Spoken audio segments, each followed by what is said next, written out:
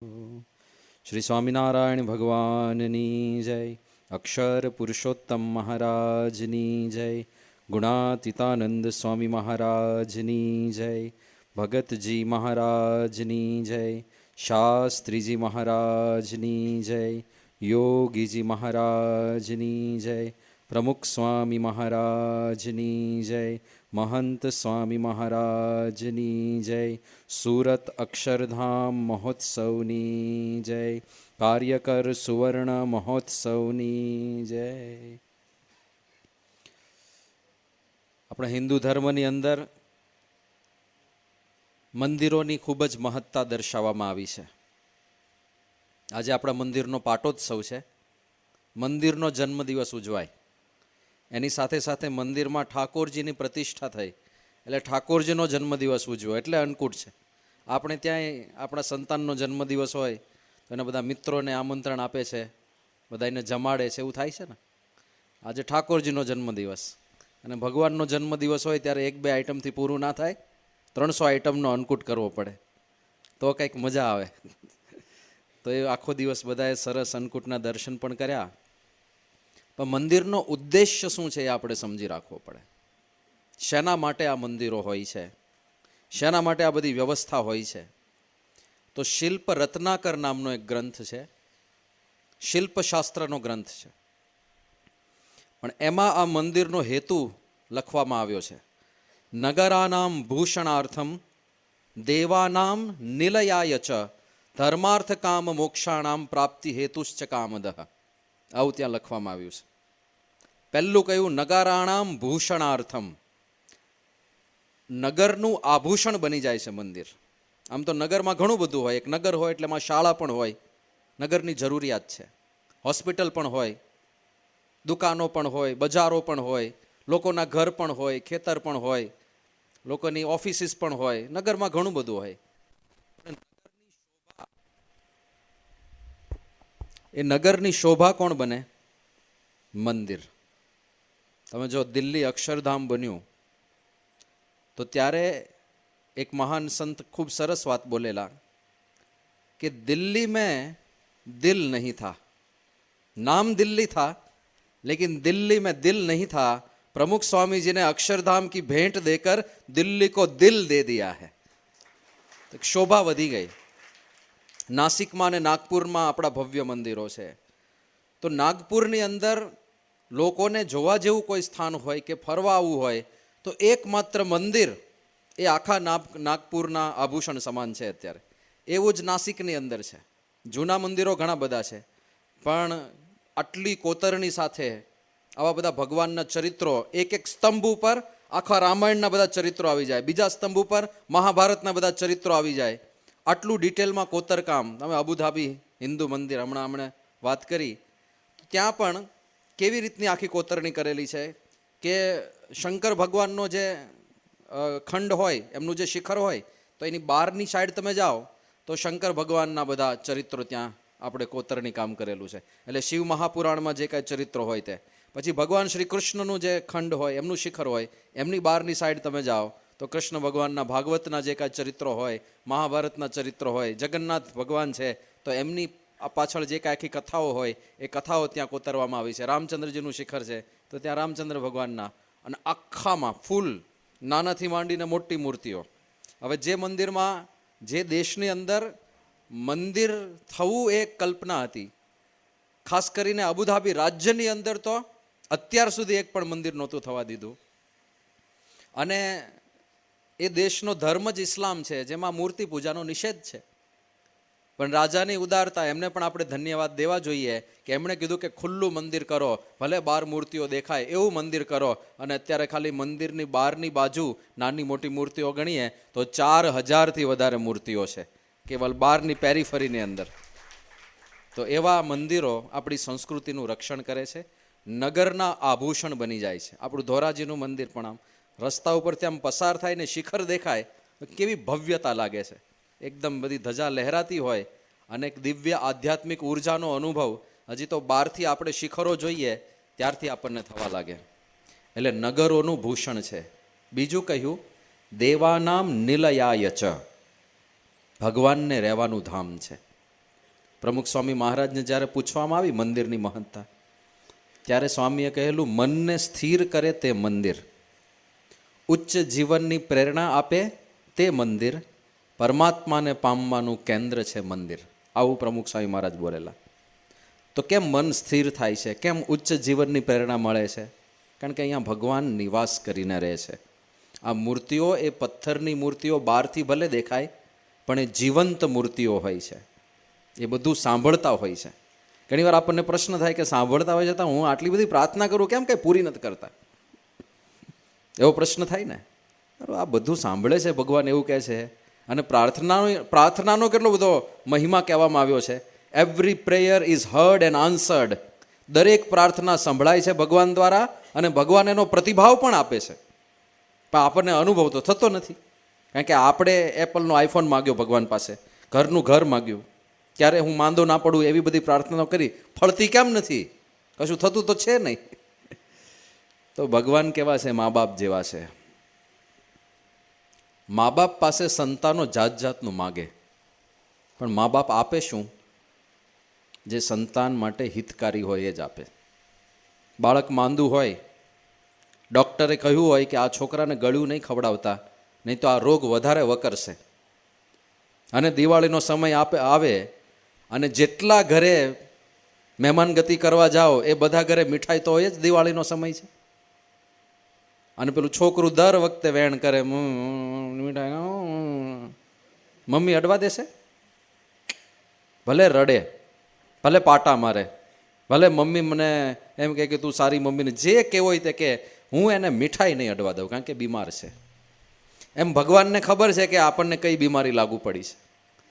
હવે એમાં આપણે જાત જાતનું માગીએ ને ઉલટાના વધારે માયામાં ફસાઈએ તો એ નહીં કરવા દે. એટલે એ બધી પ્રાર્થના સાંભળે છે ખરા, પણ પૂરી એ જ કરે જે આપણા માટે હિતકારી હોય, જે આપણા માટે સુખકારી હોય, જે આપણને મુક્તિ તરફ લઈ જાય, જે આપણને આનંદ અને સંતોષ તરફ લઈ જાય, એવી જ પ્રાર્થનાઓ એ પૂરી કરવાના છે. બાકી સાંભળશે મા બાપની જેમ સાંભળશે, ભલે બાળક બોલે રાખે, એ ધ્યાનમાં ના લેવાનું હોય. તો ભગવાનનું પણ એવું છે, એ હિતકારી છે. સંતનું પણ એવું છે, એ પરમ હિતકારી છે. સંત પરમ હિતકારી. બ્રહ્મ સ્વરૂપ શાસ્ત્રીજી મહારાજને અહીંયા ગોંડલમાં જ પૂછવામાં આવેલું. આપણે એક હરિભક્ત હતા, દાડમાં વાળા નારાયણજી મહારાજ. એ જ્યોતિષ વિદ્યાનું જાણતા હતા. તો એમણે આપણે એક સમર્પિત હરિભક્તનો હાથ આપણે એમને મળતા હોય તો, મને આવડતું હોય તો હું જરા જોઉં તો ખરો ને, કે જો તમારા હાથમાં કેવી રેખાઓ છે. તો એમણે આપણા પેલા હરિભક્તની રેખાઓ જોઈ. હવે એમની હસ્તરેખાઓમાં તો એવું આમ પ્રતીત થતું હતું સીધું જ કે આ મલ્ટી મિલિયનર હોવા જોઈએ, બહુ ધનવાન, અત્યંત શ્રીમંત હોવા જોઈએ, અને એરપોર્ટથી એરપોર્ટ ફરે એવડો મોટો એમનો બિઝનેસ હોય એવું એમની હસ્તરેખામાં લખ્યું છે.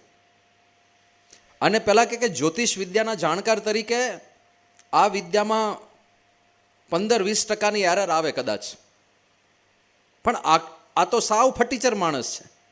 સાવ આમ એના લુગડાય ફાટેલા તૂટેલા મેલા ઘેલા. હવે આમ લખ્યું છે કે અત્યંત શ્રીમંત, અને આને તો કપડાય બેહાલ છે સાવ.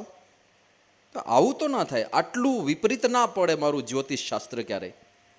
એટલે એમણે એક વખત શાસ્ત્રીજી મહારાજને વાત કરી કે સ્વામી, આ હરિભક્ત છે ને, એનો હાથ મેં જોયો, અને એના પ્રારબ્ધમાં તો ધોમધોમ સાહિબી લખેલી છે, અત્યંત ખૂબ જ ધન અને સંપત્તિ લખેલી છે, પણ એ તો સાવ ગરીબ, બેહાલ, દરિદ્ર થઈને ફરે છે. કે સ્વામી આવું કેમ? કેમ એનું પ્રારબ્ધ ફળતું નથી? તો શાસ્ત્રીજી મહારાજ શું બોલ્યા ખબર છે? મનાઈને એવી વાત બોલ્યા. શાસ્ત્રીજી મહારાજ કે અમે જ એમના પ્રારબ્ધને રોકી રાખ્યું છે. એટલે નારાયણજી મહારાજને આશ્ચર્ય થયું કે સ્વામી આવું કેમ? બિચારા હરિભક્તના પ્રારબ્ધમાં ધન સંપત્તિ લખી છે, તો આપોને શું કામ રોકી રાખી છે? શું કામ દુઃખી કરો છો તમારા ભક્તને? ત્યારે શાસ્ત્રીજી મહારાજે કીધું કે એના નસીબમાં છે, એ જો એને આપીએ તો એ વિલાયત જઈને ગણિકાઓ નચાવે એવો થાય એમ છે. એટલા માટે અમે રોકી રાખ્યું છે કે દાસ ભાવે સત્સંગ તો કરે. હવે આને દયા કહેવાય કે ક્રૂરતા કહેવાય? પરમ દયા કહેવાય. કારણ કે વિષયો તો જન્મો જન્મ ભોગવ્યા છે, એનો કાંઈ અંત નથી. શ્રીજી મહારાજ કે પાતાળ સુધી પૃથ્વી ફાટી છે, અને એને પાણીથી ભરવા જાવ તો ભરાવાની છે ક્યારે? નહીં. એમ વિષયોનો કોઈ અંત નથી. કેટલા વર્ષોથી વિષય ભોગ કર્યો. હા, આપણે જન્મ્યા ત્યારથી ખાવાનું ચાલુ કર્યું છે, જાત જાતનું ભાત ભાતનું. ક્યારેય એવું થયું કે આ બસ આ છેલ્લું, હવે આપણે ખાવું જ નથી, આ એવું થવાનું જ નથી. આ છેલ્લો આઈસ્ક્રીમ, એવું ક્યારે થવાનું છે? આ છેલ્લા સમોસા, આ છેલ્લા ભજીયા ગોટા, થવાનું જ નથી. ચાલુ જ રહેવાનું છે, એનો અંત જ નથી. તો ક્યાંક તો બ્રેક મારીને આપણી જાતને પાછી વાળવી પડશે. અને એટલા માટે શાસ્ત્રીજી મહારાજ જેવા સંત, પ્રમુખ સાહેબ મહારાજ, મહંત સાહેબ મહારાજ જેવા સંત બધી પ્રાર્થનાઓ સાંભળે છે. ભગવાન આપણી બધી પ્રાર્થનાઓ સાંભળે છે. પૂરી એટલી જ કરશે જેમાં આપણું હિત થવાનું હોય. અને આપણે સમજીને એવું જ માગવું કે જેમાં આપણું હિત થવાનું હોય. પૈસા ને સંપત્તિ માગીને શું કામ છે? સંતોષની વાત છે આખી. આ સંતોષ આખી જુદી વસ્તુ છે. મેં તો એવા અનુભવ થયા હમણાં, કારણ કે શૂટિંગ માટે ઘણી વખત અમારે આદિવાસી વિસ્તારમાં જવાનું થયું. અને એની સાથે સાથે આ વિચરણ દરમિયાન સૌથી સમૃદ્ધ માણસોના ઘરે પણ પધરામણી કરવાની થાય. એટલે બેઉ એક્સ્ટ્રીમ જોવા મળે આપણને, કે આમ શ્રીમંતમાં શ્રીમંત માણસના ઘરે પણ આપણે ગયા છીએ, એને પણ મળ્યા છીએ. અને ગરીબમાં ગરીબ માણસના ઘરે પણ જવાનું થાય. પણ સુખનું લેવલ એની સમજણ ઉપર આધારિત છે, સંપત્તિ ઉપર નથી. મોટા મોટા બંગલામાં રહેતા માણસોને રડતા જોયા છે. અને સાવ સાધારણ ઘાસની ઝૂંપડીમાં, ગાર માટીની નીચે ફર્શ હોય, ફ્લોર હોય, એવા ઘરમાં રહેતા માણસોને શાંતિથી ઊંઘતા જોયા છે. એટલે એ આખું સમજણ ઉપર જાય છે. હમણાં અમે મહેસાણાથી સારંગપુર જવાનું હતું. વચ્ચે કલોલ પાસે થોડો ટ્રાફિક હતો, તો ગાડી ઊભી રહી. અમારી ગાડી એવી જગ્યાએ ઊભી રહી, બાજુમાં પેલું પોળું ડિવાઈડર આવે ને, ઘણા રસ્તાઓની વચ્ચે આમ 7-8 ફૂટનું પોળું ડિવાઈડર હોય છે, વ્યવસ્થિત ઉપર બ્લોકને બધું નાખેલું હોય, એવું ડિવાઈડર હતું. એ ડિવાઈડર ઉપર એકદમ બિચારા ગરીબ માણસો, પણ ખુદદાર. ગરીબમાંય તે અમુક ભીખ માગે એવા હોય છે, પણ અમુક એવા હોય છે કે ધંધો કરીશું પણ ભીખ નહીં માગીએ. તો ત્યાં એ લોકોએ નાનું સેટઅપ કરેલું, ખબર પેલા બબલ્સ, પેલા પરપોટા નીકળે ને એના મશીન આવે છે, કે નાના નાના નાના પેલા પરપોટા નીકળે રાખે, એવા મશીનનો આખો એ લોકોએ ઢગલો કરેલો વેચવા માટે. એ ભાઈ હતા, લગભગ 35 વર્ષની ઉંમરના ભાઈ હતા. એમના ધર્મપત્ની બાજુમાં હતા અને 2 સંતાનો ત્યાં આગળ હતા. પણ જે ખિલખિલાટ કરતા હતા, જે હસતા હતા, રહેવા માટે ઘર નથી, ફૂટપાથ ઉપર રહે છે. હા, ત્યાં પેલું સાધારણ કાપડ જેવું પાથરીને આ બધા એણે પેલા રમકડા ગોઠવેલા છે અને એનો વેપાર કરે છે. સામે કસ્ટમર કોઈ હતો નહીં. લગભગ 2 વાગ્યાનો સમય હતો, જમવાનો ટાઈમ થયો હશે. તો એમાં પેલા એમના બાળકે ડબ્બો ખોલ્યો. એક ડબ્બામાં 4 કે 5 રોટલી હતી. આટલો ડબ્બો હતો અને એમાં ઉપર 1/2 ઇંચ જેટલું ખાલી હતું, એટલી રોટલીઓ હતી. એટલે આપણે પેલા ગામડામાં જે જાડી રોટલીઓ હોય ને, એવી ગણીને 4-5 રોટલી હશે. હું જોતો હતો કે એની સાથે બીજું શું છે, શાકમાં શું છે. શાક તો હતું જ નહીં, પણ એક કોથળીમાં 2 વાટકી જેટલી દાળ હશે, પ્લાસ્ટિકની કોથળીમાં બાંધેલી. બસ એ એમને જમવાનું હતું. પણ ચહેરા પર આનંદ હતો બધાને, એકદમ હસતા હતા. પછી મને વિચાર આવ્યો કે ગાડીમાં પ્રસાદ પડ્યો છે, આપણો મંદિરનો પ્રસાદ પડ્યો. મેં પેલા નાના બાળકને બોલાયો અને પ્રસાદ આપ્યો. તો બાળકે સીધું એના પપ્પા સામે જોયું પહેલાં, કે આ લઉં કે ના લઉં. પપ્પાની અનુમતિ હોય તો લેવાય, બાકી ના લેવાય. એટલે એણે પાછળ પપ્પા સામે જોયું અને એના ફાધરે જોયું કે સંતો છે. હવે આજકાલ તો ક્યાં આ જમાનામાં ભગવા ઉપર વિશ્વાસ કરવા જેવું નથી, એવું થઈ ગયું છે. ઓલા ઠગ બધા આવા કપડાં પહેરીને આવે છે આજકાલ, આવું થઈ ગયું છે. આપણે જૂની પરંપરા છે, રાવણે આ જ કર્યું હતું ને, રાવણથી ચાલુ થયું છે. પણ એ પેલા એમના ફાધરે જોયું કે સંતો બિચારા નિર્મળ લાગે છે, સ્વામિનારાયણના સંતો છે, એવું સમજીને કે હા બેટા લઈ લે પ્રસાદ, વાંધો નહીં. અને પ્રસાદ લઈને ગયો બાળક. બધા ખૂબ પ્રસન્ન હતા. મેં એના પપ્પાને બોલાય નજીક, કીધું આવી પરિસ્થિતિ છે, આવા બેહાલ છો અને આટલો બધો આનંદ, તો તમને આમ એવું ના થાય કે અમને ભગવાને કેમ આવા રાખ્યા? હવે જો કંઈ સત્સંગ નથી, એવું તો છે નહીં કે આ લોકો રેગ્યુલર કથા વાર્તા સાંભળતા હશે. પણ ભારત વર્ષની આ મજા છે. ગમે ત્યાંથી આવા સંસ્કાર આવ્યા હોય, પણ સમજણ હોય ને એ માણસ આનંદિત રહી શકે, એ નક્કી વાત છે. એમાં પરમાત્માનું કર્તૃત્વ તો બહુ મોટી વાત છે, પણ ખાલી કર્મની વાત સમજાઈ જાય ને, કર્મનો સિદ્ધાંત સમજાઈ જાય તોય બહુ મોટી વાત છે. બીજું મારી પાસે શું છે એનો વિચાર કરીએ એ બહુ મોટી વાત છે. આ આપણે મોટા ભાગે વિચાર શું થાય, મારી પાસે શું નથી, આને ઘરનું ઘર થઈ ગયું મારી પાસે નથી, આને 2 દીકરા મારે હારી દીકરો નથી, હજુ મારી પાસે શું છે એનો વિચાર જ નહીં, મારી પાસે શું નથી એનો જ વિચાર. તો આ શેના જેવું થયું કે એક કાકા પેલા બીડીની જોડીનું ઉદાહરણ સંતો બહુ આપતા કે 2 અપ્રોચ હોય બીડીની જોડી આખી પૂરું કરવાનો. 4 ભાઈ બીડી આવતી ને પેલા, હવે એ જોડી આખી પૂરી તો 2 કરવાની જ છે. એક ભાઈ શું કરે, જ્યારે જોડી ખોલે ને ત્યારે એને એમ થાય કે આમાં પેલા ખરાબમાં ખરાબ બીડી પી લઉં, પછી હારી છેલ્લે પીશું, બરાબર? તો દર વખતે જ્યારે એ ઉપાડે ત્યારે કઈ ઉપાડે? ખરાબમાં ખરાબ છે તો એની જ બીડીઓ. બીજો એવો છે કે સારામાં સારી પીવો, પછી ખરાબ છેલ્લે પીશું. તો જ્યારે ઉપાડે ત્યારે કઈ ઉપાડે? સારામાં સારી. હવે છે તો એની એ જ, પણ જે સારામાં સારી એને મનમાં શું થાય કે આપણે દર વખતે બેસ્ટ ક્વોલિટીનો માલ લઈએ છીએ અને પેલા ખરાબ પી લઈએ. એ જ વસ્તુ તો એની જ રહેવાની, પરિસ્થિતિઓ તો એની એ જ રહેવાની. તમે વિચારધારા કેવી રાખો છો, શું આપણી પાસે છે એનો વિચાર કરવા જેવો છે. એટલે મહંત સાહેબ મહારાજે આ નવા વર્ષે એક વિશેષ આદેશ આપ્યો છે આપણને, રોજ 15 મિનિટ પ્રાપ્તિનો વિચાર કરવો. શું છે આપણી પાસે? આ તો ખાલી લૌકિક વાત કરું. આ વ્યક્તિએ મને વાત કરી, મેં કીધું તમને આમ એવું ના થાય આવી પરિસ્થિતિમાં કેમ રાખ્યા હશે ભગવાને? એ કે સ્વામી જુઓ, પહેલી વાત મારી પાસે શું છે, એને પોતાની સમૃદ્ધિ ગણાવી મને કે આ દુનિયામાં કેટલા બધા લોકો એવા છે જેને લગ્ન કરવા છે પણ બૈરું મળતું નથી, છે કે નહીં? મેં કહ્યું છે ને. એ કે મારે ધર્મપત્ની છે, મને મળ્યા છે, કેટલી મોટી વાત. બીજું એવા ઘણા બધા લોકો છે કે જેના લગ્ન થઈ ગયા છે પણ સંતાનો થતા નથી, હોસ્પિટલે ભટકે છે, મંદિરે જઈને માનતાઓ માને છે, સંતાનો નથી. મારે કે આ 2 કિલકિલાટ કરતા બાળકો છે. તો આટલું બધું તો મને મળ્યું છે અને પેટનો ખાડો પૂરવા માટે રોજ મળી રહેશે, મારે જેટલી જરૂર છે એટલું ખાવાનું મળી રહેશે, તો હું શું કામ દુઃખી થાવ ખાલી ખોટો? લોકો બંગલામાં રહે છે ને એ દુઃખી છે, એના કરતાં તો હું કેટલો સુખી છું. એની જરૂરિયાતો પૂરી નથી થવાની તો મારી નથી થવાની. જે અધૂરપ છે તો બધાયની અંદર છે, પણ જે આપણી પાસે છે એનો વિચાર કરીએ તો કેટલો મોટો આનંદ થઈ જાય. તો આ અપ્રોચ છે બધા. તો મંદિરમાં બીજું જે આ હેતુ, આપણે થોડા દિશામાં અંદર ગયા, પણ સાથે સાથે મહંત સાહેબ મહારાજની આજ્ઞા છે એટલે આ એક મુદ્દો આપણે લઈ લઈએ કે આપણી પાસે શું છે એનો વિચાર અવશ્ય કરો. એમનેમય ખાલી ભગવાન અને સંતની વાત હમણાં સાઈડમાં રાખીએ, આ મનુષ્ય શરીર મળ્યું છે કેટલી મોટી વાત છે, એની તો આપણને ખબર જ નથી કે આ કેટલો દુર્લભ વસ્તુ છે. સત્સંગ દીક્ષામાં મહંત સાહેબ મહારાજે દેહો યમ સાધનમ મુક્તેર ન ભોગ માત્ર સાધનમ દુર્લભો નશ્વરશ્ચાયમ વારમ ન લભ્યતે.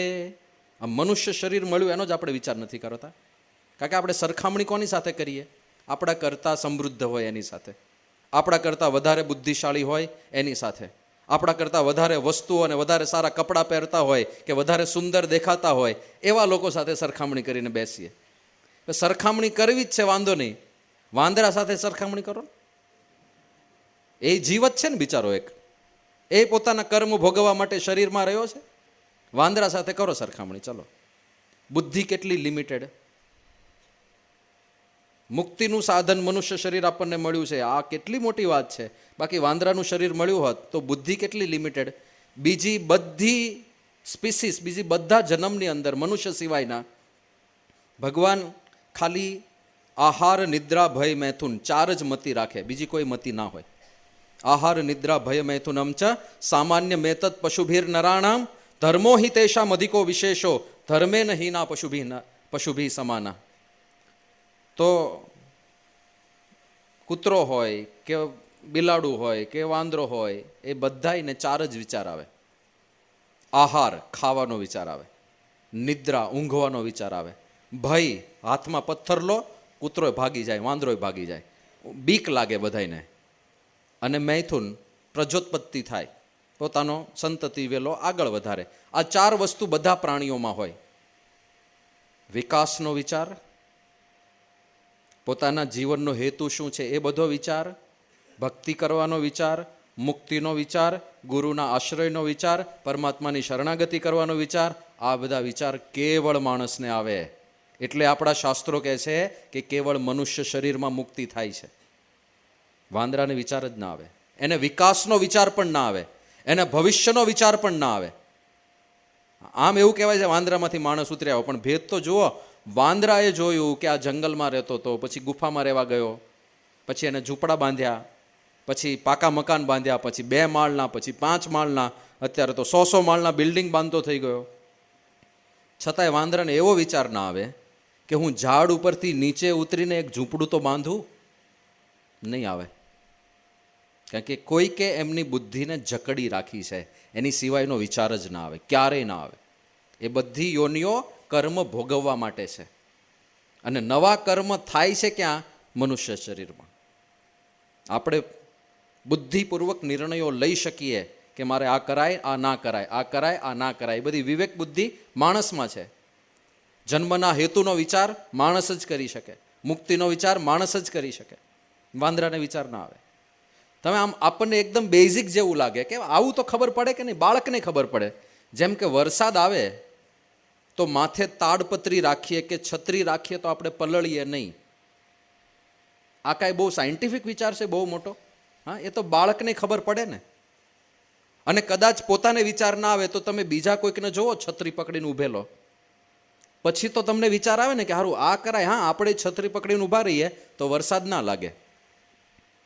ક્યારેય કોઈ વાંદરાને છત્રી પકડીને ઊભેલો જોયો? વાંદરો વાંદરીને 2 બાળકો ઊભા હોય કે હાલો આખું ફેમિલી ઊભા રહી જાઓ છત્રી નીચે, વરસાદ બહુ આવે. નહીં, એવો વિચાર ના આવે. બીજાને જુએ છત્રી પકડેલા તોય વિચાર ના આવે. તમારા હાથમાં સફરજન હોય તો વાંદરો આંચકીને જતો રહેશે, પણ કોઈ વાંદરો કોઈની છત્રી આંચકીને જતો રહ્યો એવું થાય નહીં. એ વિચાર એને ના આવે. ગમે તેટલી ઠંડી હોય એ ઝાડ ઉપર ઠૂંઠવાટતો બેઠો રહેશે વાંદરો, પણ એને એવો વિચાર નહીં આવે કે ચલો લાકડા ભેગા કરીને અગ્નિ પેટાવીએ અને તાપીએ સહકુટુંબ સહપરિવાર, થોડી ગરમાટો આવે, થોડો ગરમાવો રહે. એવો વિચાર ના આવે. છે ને, આ વિશેષ વસ્તુ છે. કેમ આવું થાય છે? એને ભવિષ્યનો વિચાર પણ ના આવે. તમે 1 ડઝન કેળાની લૂમ વાંદરાને આપી દો, કેટલા ખાઈ શકે? 4-5 ખાઈ શકે. તો બાકીના વધ્યા તો વાંદરાને ક્યારે તમે જોયું કબાટ રાખે અને કબાટમાં બાકીના મૂકી રાખે અને લોક રાખે એટલે બીજા કોઈ ખાઈ ના જાય, અને સાંજે હું કેળા ખાઈશ, એવો વિચાર ના આવે. સ્ટોરેજનો વિચાર પણ ના આવે. હવે આ ક્યાં એટલા બધા મોટા વિચારો છે કે શીખવા જવા પડે. આપણા મનુષ્યો માટે મોટા વિચારો નથી, પણ બીજી પ્રાણીઓને આવા બધા વિચારો ના આવે, કારણ કે ભગવાને બધાની બુદ્ધિને બાંધી રાખી છે. એને અમુક પ્રકારે જ બધા કર્મો ભોગવવાના છે. તો આ મનુષ્ય શરીર મળ્યું આપણને, જેમાં આપણે વિચાર કરી શકીએ, જેમાં આપણે એક સારું જ્ઞાન પ્રાપ્ત કરી શકીએ, આપણા શાસ્ત્રોની વાતો જાણી શકીએ, એકબીજા સાથે જે રીતનો વાર્તાલાપ આપણે કરી શકીએ છીએ એ પણ કોઈ પ્રાણીને ફેસિલિટી નથી. કેવી કેવી ચર્ચાઓ આપણે કરી શકીએ ને. અહીંયા બેઠા બેઠા અમિત શાહ અને મોદીએ શું નિર્ણય લેવા જોઈએ એ આપણે ચર્ચા કરીએ. બોલો લ્યો, પેલા 2 વાંદરા ક્યારે એવી ચર્ચા કરતા સાંભળ્યા તમે? યારું, ભારતમાં વાંદરાઓની વસ્તી વધી ગઈ છે, વસ્તી કંટ્રોલ કરવો જોઈએ હવે આપણે. એવી કાંઈ ચર્ચા કરે 2 વાંદરા ક્યારે? વિચારોનું આદાન પ્રદાન એ પણ ખાલી મનુષ્યો જ કરી શકે. પહેલાં તો એટલો જ વિચાર કરીએ ને કેટલું અદ્ભુત શરીર આપણને ભગવાને આપી દીધું, તો એનાથી ગર્વ જાગે એવું છે. બીજું, તમારે જો સુખિયા રહેવું હોય, ગુણાતીતાનંદ સ્વામી આપણને દિશા આપી કે સુખિયા રહેવું હોય તો દુખિયાનો વિચાર કરવો. એ પ્રાપ્તિનો જ વિચાર છે એક જાતનો. એ કોઈક માણસ, જો તમે દુનિયામાં એવા જુઓ છો માણસો કે નાનપણથી અંધ જન્મે, એને આ દુનિયા દેખાવાની જ નથી. તમે જુઓ આટલી સુંદરતા, આ સભા મંડપની સુંદરતા જુઓ, મંદિર ઉપર જાઓ ઠાકોરજીની મૂર્તિની સુંદરતા જુઓ, કેટલી અદ્ભુત આ દુનિયા છે. એને આખી જિંદગી દેખાવાની જ નથી. અને એની સાથે તમારી જાતને સરખાવો, મને આ દુનિયા દેખાય તો છે. કેટલા બધા એવા લોકો છે જે જન્મથી બહેરા છે, અને બહેરા છે એટલે બોલી પણ નથી શકતા, કારણ કે બોલવાનું માણસ સાંભળીને શીખે. નાનપણથી બધા બોલાવે, બોલો મમ્મી, બોલો બોલો બેટા મમ્મી, એટલે એ સાંભળી સાંભળીને પછી મિમિક કરવા મમ્મી, અને પહેલી વાર મમ્મી બોલે તો મમ્મી તો ફૂલાઈ જાય એકદમ કે મારો દીકરો મમ્મી બોલ્યો. એક વખત, આ તો રસ્તામાં વચ્ચે વચ્ચે આવતું જશે, લેતા જઈશું આપણે. એક વખત એક મમ્મી પોતાના દીકરાને બોલતા શીખવાડતી હતી કે બોલો બેટા, બેટા બોલો પપ્પા. પેલો છોકરો ટ્રાય કરે પપ્પા પપ, નહીં ને બેટા બોલો પપ્પા. પપ્પો એવો ફૂલાય કે આ હા હા, આ દુનિયામાં એકમાત્ર માતા એવી હશે કે જે પોતાના બાળકને સૌથી પહેલા પપ્પા બોલતા શીખવાડે છે. અને એ તો ફૂલ્યો ના સમાય, છાતી ગજગજ ફૂલવા માંડી. એ કેટલો ભાગ્યશાળી કે આવા એક સંસ્કારી ધર્મપત્ની મને મળ્યા કે પોતાના સંતાનને પહેલા પપ્પા શબ્દ શીખવાડે છે. છોકરો પપ્પા પપ્પા બોલતો શીખી ગયો, એકદમ પાવરધો બની ગયો. પપ્પા પપ્પા આખો દાડો પપ્પા પપ્પા જ બોલ્યા કરે. રાત્રે સૂતા હતા, અડધી રાત્રે પેલું જાગ્યું 2 વાગે, અને એવી બુમરાણ મચાઈ. અને શું બોલે? એક જ શબ્દ આવડે છે. શું બોલે? પપ્પા પપ્પા. પપ્પાએ મમ્મીને જગાડ્યા કે જાગ, પેલો પેલો રડે છે. કે આ રડે છે પણ કોને બોલાવે છે? તમે જાઓ, હું હુઈ રહીશ. પેલું પ્લાનિંગ હતું આ બધું.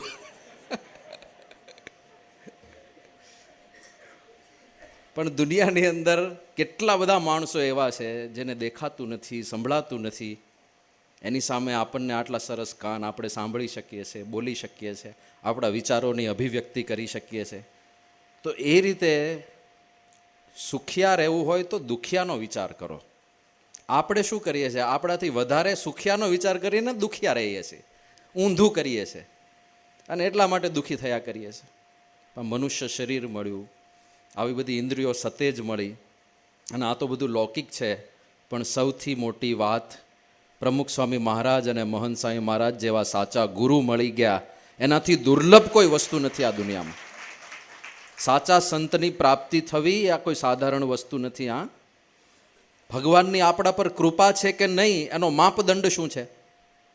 ભગવાન આપણી સામે કૃપા દ્રષ્ટિથી જોઈ રહ્યા છે કે નહીં એનો માપદંડ શું? કેવી રીતે ખબર પડે કે ભગવાનની કૃપા છે કે નહીં? તો વિભીષણ જ્યારે લંકાની અંદર હતા અને રામચંદ્રજીનું ભજન કરતા હતા, આપણને ખ્યાલ છે, તો મનમાં શંકા રહેતી હતી કે રામચંદ્રજીની કૃપા થશે કે નહીં, કૃપા થશે કે નહીં, કૃપા થશે કે નહીં. અને એમાં એક દિવસ હનુમાનજી આવ્યા સીતાજીની શોધમાં. અને હનુમાનજી આવતા આવતા આવતા એમણે જોયું આખી લંકામાં સીતાજીને શોધવાના હતા. એકમાત્ર બંગલો એવો જોયો, એક મહેલ, જેમાં 12 તુલસીનો છોડ હોય, તુલસીનો ક્યારો. હનુમાનજીને આશ્ચર્ય થયું કે આ અસુરોની ભૂમિની અંદર વિષ્ણુ ભક્ત ક્યાંથી તુલસી રાખે છે આંગણાની અંદર? હનુમાનજી કુતૂહલવશ અંદર ગયા અને અંદર જોયું તો રામ રામ રામ ભજન ચાલતું હતું. 12 તીરકામઠું દોરેલું. 12 જેમ આપણે બધા સ્વસ્તિક ને બધું દોરતા હોય છે ને ઘર ઉપર, એમાં બંગલામાં તીરકામઠા દોરેલા. ખબર પડી ગઈ કે છે તો રામ ભક્ત. અને અંદર ગયા અને વિભીષણ સાથે વાર્તાલાપ કર્યો. વિભીષણને પરિચય થયો, ઓહો આ તો હનુમાનજી છે, રામદૂત હનુમાન આવ્યા છે. અને એ વખતે વિભીષણ વાત કરે છે કે મને શંકા રહેતી હતી કે પ્રભુની કૃપા થશે કે નહીં થાય, થશે કે નહીં થાય, પણ હવે આપ એક ભગવાનના સાચા સંત, એના મારા ઘરમાં પગલા થયા. અબ મોહી ભા ભરોસ હનુમંતા. હે હનુમાનજી, હવે મને ભરોસો આવી ગયો કે બિનુ હરિ કૃપા મિલહી નહીં સંતા. ભગવાનની કૃપા ના હોય તો સંત ક્યારેય મળે નહીં. તમારા જેવા સંત મને મળ્યા, રઘુનાથજીની કૃપા મારી ઉપર વરસી રહી છે. એમ આપણને સંત મહંત મળ્યા, ભગવાન સ્વામિનારાયણની કૃપા વરસી રહી છે, પરબ્રહ્મ પરમાત્માની કૃપા વરસી રહી છે. તો આવા સંત મળે અને ઓળખાય, બાકી ના ઓળખાય. હા, સાચા સંતની ઓળખ બહુ મોટા પુણ્ય હોય એને જ થાય છે, અત્યંત દૈવી જીવો હોય એને જ થાય છે. બાકી આસુરીપણું આપણી અંદર હોય તો સામે ભગવાન ઊભા હોય ને તોય ના ઓળખાય. કંસને ના ઓળખાયા ને, શિશુપાળને ના ઓળખાયા, રાવણને ના ઓળખાયા. નજર સામે હતા. જે ભગવાનના એક દર્શન, એક ઝાંખી માટે અત્યારે હિમાલયની અંદર હજારો લોકો સાધના કરે છે. ગિરનારની અંદર કેવી કઠોર સાધનાઓ લોકો કરે છે. શાના માટે? એકવારે પરબ્રહ્મ પરમાત્માની ઝાંખી થઈ જાય. અરે એ જ તો દેખાતા હતા. રાવણની સામે જ તો ઊભા હતા, કંસની સામે તો ઊભા હતા, 11 અક્ષોહિણી સેનાની સામે જ ઊભા હતા ને કૃષ્ણ. નજર સામે હોય તોય ના દેખાય, ઓળખાય નહીં. આસુરીપણું હોય તો આપણને ઓળખાયા, એટલું દૈવીપણું છે. એ બહુ મોટા ભાગ્યની વાત છે. તો એ પ્રાપ્તિનો વિચાર, કેવા ભગવાન, કેવા સંત, કેવા દુર્લભા સંત છે. તો આ બધો વિચાર કરવો એ બહુ જરૂરી છે. તો નગરાનામ ભૂષણાર્થમ દેવાનામ નિલયાય ચ, ભગવાનના મૂર્તિમાં સાક્ષાત વિરાજમાન છે. એટલે પ્રાર્થનાઓ કરવી, ભલે બેફામ પ્રાર્થનાઓ કરવી, પણ સાથે એટલું સમજી રાખવું કે એમાંથી યોગ્ય પ્રાર્થના હશે એ જ ભગવાન પૂરી કરવાના છે. બધી પૂરી નહીં કરે. બધી સાંભળે છે પણ પૂરી એ જ કરશે જે આપણા માટે હિતકારી હોય, જે આપણા માટે સુખકારી હોય. પછી વાત કરે છે કે ધર્માર્થ કામ મોક્ષાણામ પ્રાપ્તિ હેતુશ્ચ કામદહ. ધર્મ, અર્થ, કામ અને મોક્ષ ચારે ચારની પ્રાપ્તિનું માધ્યમ આ મંદિર બને છે. કેવી રીતે બને છે? તો મંદિરને આધારે શ્રદ્ધા ટકી છે. શાસ્ત્રોમાં શ્રદ્ધા, સંતમાં શ્રદ્ધા, અધ્યાત્મમાં શ્રદ્ધા, કર્મના સિદ્ધાંતમાં શ્રદ્ધા. અને એ બધી શ્રદ્ધાઓ છે ને એ જ ધર્મનું મૂળ છે. બાકી જો શ્રદ્ધા નીકળી ગઈ, જેવું કર્મ કરો એવું ફળ મળે, એ સિદ્ધાંત જો નીકળ્યો તો લોકો બેફામ પાપ કરે કે નહીં? અને કરનારા કરે છે જેને આ બધી વસ્તુમાં શ્રદ્ધા નથી. જેને એટલી પ્રતીતિ હોય ખાલી કે હું જે પાપ કરીશ એ મારે ભોગવવું પડશે, એ પ્રતીતિ હોય, એ 1000 વાર પાપના માર્ગે પગલું ભરતા પહેલા વિચાર કરશે. અને ખરેખર એવું છે. તમે ગમે તેવા હો, ગમે તેટલા બળવાન સામર્થ્યવાન હો, પણ જે કર્યું, જે ખોટા માર્ગે ચાલીને લોકોને પીડા આપી, જે યાતના આપી, એ યાતનાઓ ભોગવવી પડશે. તો ધર્મનું મૂળ જ આપણી આ શ્રદ્ધા છે. અને શ્રદ્ધાનું પોષણ મંદિર દ્વારા થવાનું છે. આપણા શાસ્ત્રોમાં જુદી જુદી કથાઓ દ્વારા વારે વારે આ જ બધા સિદ્ધાંતો પરિપુષ્ટ થાય. વારે વારે તમે જો ગમે તેવા હો, પણ તમે જે કર્યું એનો ભોગવવાનો વારો આવે. કોઈકને પીડા આપી તો એ પીડા સામે તમારી સામે આવવાની જ છે. દશરથ જેવા દશરથ હોય, રામચંદ્રજીના પિતા કહેવાય, પણ એમના બાણથી શ્રવણ મર્યો. નિર્દોષ હતા દશરથ, જાણી જોઈને ક્યાં શ્રવણને માર્યો હતો? એમને તો એવું હતું કે કોઈ હરણ પાણી પીતું લાગે છે નદી કિનારે, એટલે એમણે શબ્દવેધી બાણ છોડ્યું. હવે શબ્દવેધી બાણ કેવું? તમને માણસ દેખાતો નથી, તમે કોણા પર બાણ ચલાવો છો. ખાલી અવાજ આવે ને એના આધારે બાણ છોડવાનું હોય. શ્રવણ આ બાજુ પોતાના અંધ મા બાપને પાણી પાવા માટે માટલું લઈને નદીમાં બોળ્યું. નદીમાં પાણીનો અવાજ આવ્યો. આ બાજુ દશરથ રાજા જંગલની અંદર પેલું બાણ ચલાવવાની પ્રેક્ટિસ કરી રહ્યા, અભ્યાસ. એને થયું કે ત્યાં કોઈક હરણ પાણી પીવા આવ્યું લાગે છે, એટલે પાણીનો અવાજ આવ્યો. એમણે બાણ છોડ્યું, શબ્દવેધી બાણ, અને સીધો મનુષ્યની ચીસ સંભળાઈ. રાજા દશરથના હૃદયમાં ધ્રાસકો પડ્યો. અરે રે, આ તો કોઈ મનુષ્યને મારું બાણ વાગી ગયું. સીધા દોડ્યા દશરથ રાજા. એ પણ કેટલી મોટી ભલમનસાઈ અને ધર્મનું કામ કહેવાય. બાકી તો આજે હિટ એન્ડ રન કેસ થાય છે કે નહીં? ખબર છે કે મારી ગાડીએ પેલાના બાઇકને ટક્કર મારી અને એ બંને બિચારા સાઈડમાં પડ્યા છે, લોહી લુહાણ થઈ ગયા છે, તો એ ભૂમ એને મારી મૂકે ગાડી. એટલે તે ટક્કર મારી છે, તારે ઊભા રહેવું જોઈએ મદદ કરવા માટે, એવું નહીં. દશરથ રાજાને ખબર પડી કે મારાથી ભૂલમાં કોઈ મનુષ્યને બાણ વાગી ગયું. સીધા દોડ્યા છે કે કદાચ શક્ય હોય તો હું બચાવી લઉં. અને ત્યાં ગયા તો શ્રવણની છાતીમાં બાણ વાગેલું. હવે બચવાની કોઈ સંભાવના નહોતી. પણ શ્રવણે પોતાની અંતિમ ઈચ્છા પ્રગટ કરી કે મારા અંધ મા બાપ અહીંયા બેઠા છે, એમને તરસ લાગી છે, તરસ્યા છે બિચારા, અને એમના માટે હું પાણી લઈને જવાનો હતો, પણ હવે મને તો બાણ વાગી ગયું. મારા તો અહીંયા છેલ્લા શ્વાસ ગણાઈ રહ્યા છે, પણ આ પાણી તમે મારા મા બાપને પહોંચાડી દેજો, બિચારા તરસ્યા છે. અને આટલી વિનંતી કરીને શ્રવણે તો પ્રાણ છોડી દીધા. આ બાજુ દશરથ રાજા માટલું લઈને ગયા તો ખરા, પણ કયા મોઢે વાત કરે કે તમારો દીકરો હવે આ દુનિયામાં નથી રહ્યો. અંધ મા બાપ છે બિચારા, દીકરાના આધારે તો છે, બાકી જાય ક્યાં જંગલમાં? દશરથ રાજા ત્યાં જઈને કશું બોલી નથી શકતા. શ્રવણના મા બાપને ખાલી એમના પગરવ સાંભળીને, પગલાંનો અવાજ સાંભળીને ખબર પડી ગઈ કે આ અમારો દીકરો નથી, એના આવા પગલાં નથી, આ બીજું કોઈક લાગે છે. એટલે એ લોકો જ સામેથી પૂછે, કોણ છો તમે? કેમ અમારો દીકરો નથી દેખાતો? ક્યાં ગયો? તમે શું કર્યું એની સાથે? કેમ તમે પાણી લઈને આવ્યા છો? અને ત્યારે દશરથ રાજા આખી વાત કરે છે કે મારાથી ભૂલમાં બાણ ચલાવાયું, એ બાણ તમારા પુત્રને લાગ્યું, એ હવે આ દુનિયામાં નથી રહ્યો. અને આ જેવું સાંભળ્યું, જે આક્રંદ કર્યો શ્રવણના માતા પિતાએ, એ મારો દીકરો જો આ દુનિયામાં ના હોય તો હવે અમારે જીવવાનો કોઈ અર્થ નથી. એટલે ત્યાં જ ચિતાનું નિર્માણ કરીને બંને મા બાપ એ અગ્નિ પ્રવેશ કરીને ભગવાનના ધામમાં જતા રહે છે. પણ મરતા મરતા દશરથ રાજાને એક હાયકારો લાગે, મા બાપનો હાયકારો, શાપ છે, કોઈકને પીડા આપી તમે અને પીડા તમારી તરફ આવવાની.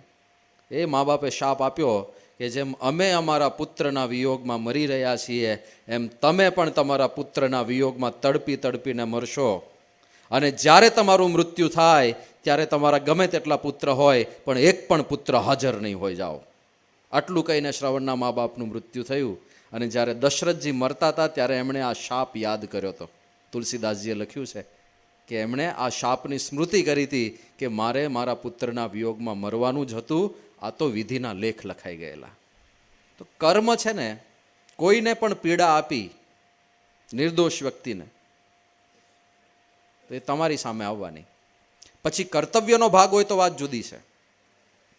દાખલા તરીકે તમે પોલીસ હો અને પછી પોલીસે આપણે કોઈને પીડા ન અપાય, હો ભાઈ આપણે કાંઈ, એટલે તમે પોલીસ છો ભાઈ, એ તમારું કર્તવ્ય છે, તમારો ધર્મ છે ચોરને પકડવા, દંડ અપાવવો. એ કર્તવ્યમાંથી નથી છટકવાનું. ભારતીય આર્મીનો જવાન હોય અને આમ મોટી એકદમ મોટા મોટા સંકલ્પો સાથે આર્મીમાં ભરતી થયો હોય અને પછી સરહદ ઉપર ભારત ને પાકિસ્તાનનું યુદ્ધ ફાટી નીકળે ના ભાઈ આપણે અહિંસાવાદી હો, તમે માર નાખો મને, હું કોઈને નહીં મારું, તો ત્યાં એવું ના ચાલે. એ ધર્મ છે તમારો, એ કર્તવ્ય છે. પણ કર્તવ્યની બહાર એમને લોકોને પીડવા, ઘરમાંથી બહાર નીકળ્યા અને જોયું બહાર કૂતરું છે, કૂતરા અરે કાંઈ લેવા દેવાનું હોય તોય પથ્થર મારે, એલા એણે ક્યાં તમારું કાંઈ બગાડ્યું, શું કામ એક નિર્દોષ પ્રાણીને મારો છો તમે? તો નિર્દોષ લોકોને આપણે પીડા આપીએ, એ હિંસન વૃત્તિ જે પડી છે આપણી અંદર, એ સારી વસ્તુ નથી. આ ધર્મનો જ ભાગ છે. અહિંસા પરમો ધર્મ. ધર્મ અર્થ કામ અને મોક્ષ માટે મંદિર છે. ધર્મમાં પહેલાં શું આવે છે? પહેલી અહિંસા પરમો ધર્મ. કોઈની પણ હિંસા ના થાય. કોઈ પણ નિર્દોષ વ્યક્તિને હિંસા એટલે કે ખાલી શારીરિક રીતે પ્રતાડન કરવું એ જ હિંસા નથી. કોઈને મનમાં દુખાવવા, હેતુપૂર્વક દુખાવવા, શબ્દો મારીને દુખાવવા, એ પણ હિંસાનો જ એક ભાગ છે. જો આ દયાળુ સંત બ્રહ્મ સ્વરૂપ શાસ્ત્રીજી મહારાજ બબુભાઈ કોઠારીને ત્યાં એક વખત બપોરનું ભોજન હતું, પ્રસાદ લેવા માટે શાસ્ત્રીજી મહારાજ વિરાજમાન થયા અને પીરસાયું, જે કંઈ બનાવ્યું હશે એમને ભક્તિભાવપૂર્વક. શાસ્ત્રીમાં જે જોયું કે મીઠું નથી, શાકમાં મીઠું ભૂલાઈ ગયું હશે, મીઠું મંગાવવાનું હતું. એટલે એમણે બચુભાઈને બોલા કે બચુભાઈ જરાક રસોડામાં તપાસ કરો ને. કે શું થયું સ્વામી? કે મીઠું હશે, જરા તપાસ કરો ને. એટલે બબુભાઈ કે સ્વામી મીઠું તો હોય જ ને, તમે મીઠું હશે એવું કેમ પૂછો છો? મીઠું લાવો એમ સીધી આદેશ જ આપવાનો હોય, મીઠું તો દરેકના ઘરમાં હો. ત્યારે શાસ્ત્રીજીમાં જ બહુ સૂક્ષ્મ વાત કરી. શાસ્ત્રીજી મહારાજ કે અમે સીધું કહીએ કે મીઠું લાવો અને કદાચ ખૂટી ગયું હોય, કારણ કે શાકમાં બે પોસિબિલિટી છે, નાખવાનું ભૂલાઈ પણ ગયું હોય અને કદાચ મીઠું ખૂટી પણ ગયું હોય, બેવ શક્યતા છે. કે શાસ્ત્રીમાં જ કે અમે મંગાવીએ કે બબુભાઈ મીઠું લઈ આવો અને ઘરમાં મીઠું ખૂટી ગયું હોય અને તમારા અંતરમાં જે ધ્રાસકો પડે ને કે સંતો આવ્યા ને આપણે મીઠું ના આપી શક્યા, એ ધ્રાસકો પડે ને એ પણ સૂક્ષ્મ હિંસા કહેવાય. એટલા માટે અમારે પહેલાં પૂછવું પડે કે બબુભાઈ મીઠું છે? વિચાર કરો, આટલી સૂક્ષ્મ વાતનો પણ વિચાર આપણા ગુરુ કરે છે કે કોઈનું મન દુખાઈ ના જાય. અને આપણે જાણી જોઈને એવા શબ્દો મારીએ. ખાસ કરીને યુવાનો જે છે, યુવાનોમાં એક કુટેવ હોય છે. સ્કૂલમાં ભણતા હોય, શાળામાં ભણતા હોય, કોઈક બાળક કે કોઈક વિદ્યાર્થી એવો હોય કે જેની મતિ બિચારાની બહુ સારી ના હોય, એ ભણવામાં એની સારી ગતિ ના હોય, એ થોડો ડિસેબલ હોય, એને બોલવામાં સ્ટેગરિંગ થતું હોય, ઘણીવાર 5 વાગે આવીશ એવું બોલાતું હોય. એવા બાળકની કે એવા વિદ્યાર્થીની બધા જાહેરમાં ઠેકડી ઉડાડતા હોય છે. આ માનસિક હિંસા ભયંકર છે. પેલો બાળક તો એને થોડું ચોઈસ છે કે મારે આવી રીતે બોલવું છે. એ કોઈક કર્મના ફળ રૂપે કદાચ એનામાં એ દોષ આવ્યો હશે, પણ બધા ભેગા થઈને એની ઠેકડી ઉડાડે. તમારે ખાલી એટલો જ વિચાર કરવાનો, એની જગ્યાએ જો હું હોઉં તો મારી શું હાલત થાય. અને એ વિદ્યાર્થીના અંતરમાં કેવા કેવા સામે પ્રતિભાવો ઉઠતા હશે. જે લોકો એને પરેશાન કરતા હોય, હવે પેલો તો ગરીબ પ્રકૃતિનો છે, જવાબ નથી આપી શકતો, અને જેટલો વધારે જોરથી જવાબ આપવા જાય એટલો વધારે પ્રશ્ન થાય કે તું એમ કરીને બિચારો ત્યાં જ અટકી જાય, જવાબ તો આપી ના શકે. જેટલો વધારે જવાબ આપવા જાય એટલો વધારે હાંસીનો પાત્ર બને. અને એ જે મૂંઝવણ છે એ મૂંઝવણ અભિશાપ રૂપે બીજાને લાગે કે ના લાગે, લાગવાની જ છે. એટલે કોઈને માનસિક રીતે પણ પ્રતાડન ના કરવું. આ બધી વાતો સત્સંગ દીક્ષામાં મહંત સાહેબમાં જે લખી દીધી છે. સત્સંગ દીક્ષામાં જેટલી પણ આજ્ઞા છે ને, એ બધી આજ્ઞાઓમાં કાં તો આપણો ઇન્દ્રિયોનો સંયમ હશે, જેનાથી આપણું અંતઃકરણ શુદ્ધ થવાનું છે. જેમ કે અશ્લીલ દ્રશ્ય ના જોવું, જેવું તેવું ના સાંભળવું, કુસંગનો ત્યાગ કરવો, એ બધાથી આપણું અંતઃકરણ ભ્રષ્ટ થાય છે. અને બીજી આજ્ઞાઓ એવી હશે કે જેમાં આપણે આ હિંસન વૃત્તિથી, પરપીડન વૃત્તિથી કે પાપથી દૂર રહીએ, જેથી ખોટા કર્મોનો ખડકલો ના થાય. દરેક વસ્તુ આમાં જ જશે. ના પાડી છે કે માંસાહાર ન કરવો, ઈંડા ન ખાવા, શું થાય છે? હિંસા થાય છે, નિર્દોષ પ્રાણીઓની હિંસા થાય છે. વ્યભિચારની ના પાડી, એમાં પણ માનસિક હિંસા જ છે ને, કે જે પાત્ર સાથે તમારો વિવાહ થયો છે એની સિવાય બીજા કોઈનો વિચાર ના કરવો. બંને પક્ષે આપણા શાસ્ત્રોમાં વધારે પુરુષ પ્રધાન રીતે શાસ્ત્રો લખાયા હોય એટલે પતિવ્રતા નારીની વાતો વિશેષ હોય, પણ તમારે પત્ની વ્રતાય થવાનું છે ને. પાછું ખાલી બધું પતિવ્રતા માટે જ નથી, પત્ની વ્રતાય થવાનું છે. રામચંદ્ર ભગવાને સ્થાપિત કરી દીધું ને, એક બાણ, એક વચન અને એક નારી. તો પતિવ્રતા પત્ની વ્રતા પરસ્પર. શું કામ? કારણ કે વ્યભિચાર પાપ છે. પાપ કેવી રીતે? લોકો પીડાય. ઉદાહરણથી સમજાવું તો, દાખલા તરીકે કોઈ મહિલા એકદમ પ્રામાણિક હોય પોતાના પતિ સાથે, બીજા કોઈ પરપુરુષનો ક્યારેય મનમાં પણ વિચાર ના કરતી હોય, અને એ મહિલાને જ્યારે એ પ્રકારના સમાચાર મળે કે ભાઈ તમારા પતિ તો જ્યાં ત્યાં ફરતા હોય છે, ગમે તેની સાથે ફરતા હોય છે, તો એના હૃદયમાં કેટલી મોટી પીડા અને સમસ્યા સર્જાય, એ કેવી મૂંઝવણ સર્જાય કે કરવું શું હવે. હવે ઘરે પાછા જઈએ તો ત્યાંય ફજેતી થાય. જોકે અત્યારના સમાજમાં ઘણું સારું થઈ ગયું. આજથી 30 વર્ષ પહેલાં ખાલી તમે જ વિચાર કરો કેવી પરિસ્થિતિ હતી. એને ગમે તેમ કરીને જીવન પૂરું એની સાથે જ કરવાનું થાય, પણ કેટલી મૂંઝવણ સાથે, કેટલી પીડા અને કેટલી યાતના સાથે પૂરું કરવાનું થાય. અને એવું જ તમે વાઇસ વર્સા, કોઈ પુરુષ પ્રામાણિક છે, પોતાની પત્ની સાથે સંપૂર્ણ વફાદાર રીતે વર્તન કરે છે, અને એને સમાચાર મળે કે એના ધર્મપત્ની વ્યભિચારી છે, કોઈક સીધું મોબાઈલમાં વિડીયો દેખાડે, જો આવી રીતે ફરે છે, તો એ પતિના હૃદય ઉપર કેવી વીતે. તો આ હિંસા જ છે ને, આ માનસિક હિંસા છે. કોઈક વ્યક્તિની આંતરિક રીતે ભયંકર યાતના વેઠવાની પ્રક્રિયા ચાલી રહી છે. તો આ બધા પાપથી દૂર રહેવાનું છે. એટલે સત્સંગ દીક્ષાનો આ રીતે તમે અભ્યાસ કરો ને તો આ જ વસ્તુ આવશે. કાં તો આપણા ઇન્દ્રિયોની શુદ્ધિ માટે, મનની અને અંતઃકરણની શુદ્ધિ માટેની આજ્ઞા હશે, કાં આપણે હિંસા વૃત્તિથી દૂર રહીએ. આ ધર્મનું મૂળ લક્ષણ જ આ છે કે તમે પાપથી દૂર રહો, એ જ ધર્મ છે. અને અધર્મ એ પાપ છે કે જ્યાં જ્યાં તમે કોઈને, કોઈ નિર્દોષને પીડા આપો, જે પીડાને યોગ્ય નથી એને પીડા આપો, જાણી જોઈને લોકોને હેરાન કરો. આજકાલ તો હિન્દુઓમાં ફેશન નીકળી છે ઈંડા ખાવાની, ચિકન ખાવાની, ચિકન બિરયાની. એલા ભાઈ તમે વિચાર કરો કઈ પરંપરાના સભ્યો છો. આપણે ત્યાં સ્પષ્ટપણે તમે જુઓ, માંડવ્ય ઋષિની એક કથા છે. માંડવ્ય ઋષિ બહુ પ્રતિભાવાન ઋષિ હતા. એક વખત કેટલાક ચોર રાજાને ત્યાં ચોરી કરીને ભાગ્યા, અને જંગલની અંદર ભાગ્યા. હવે છુપાવાનું હતું કારણ કે પાછળ સૈનિકો આવતા હતા. ખબર પડી ગઈ કે આપણો પીછો કરી રહ્યા છે સૈનિક, અને બહુ પાછળ નથી, કોઈક જગ્યાએ સંતાઈ જવું પડશે. એમાં એમણે આ માંડવ્ય ઋષિનો આશ્રમ જોયો, અને બધા ચોર આશ્રમમાં ભરાઈ ગયા. તીર્થયાત્રાળુ છે એમ કરીને બધા ત્યાં આશ્રમમાં, ને જે કાંઈ ચોરીનો સામાન હતો એ આશ્રમમાં કોઈક જગ્યાએ દાટી દીધો ખાડો ગાળીને, એટલે કંઈ પકડાય નહીં. થોડી વારે રાજાના સૈનિકો આવ્યા, પગેરું કાઢ્યું, એક એક ચોરને પકડી લીધા. પેલો ખજાનો પણ ખોદીને કાઢ્યો, એ પકડાઈ ગયો. ચોરને પકડીને લઈ ગયા, એની સાથે માંડવ્ય ઋષિને પકડીને લઈ ગયા, ટોળામાં ભેગા ને ભેગા. પેલો માંડવ્ય ઋષિ કે મને તો કંઈ ખબર જ નથી. એ તો બધા ચોર એવું જ કે મને ખબર નથી.